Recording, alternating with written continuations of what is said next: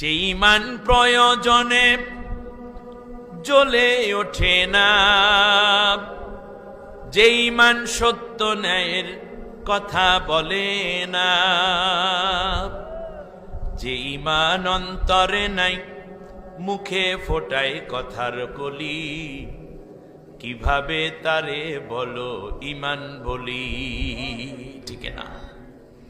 যে ঈমান ভুলে নাস্তিকতার মঞ্চে ওঠে, যে ঈমান বাতিল মতির তোষণ করে ফায়দা লোটে, যে ঈমান বাস্তবে নাই কথার ছলে ফাঁকা বলি, কিভাবে তারে বলো ঈমান বলি?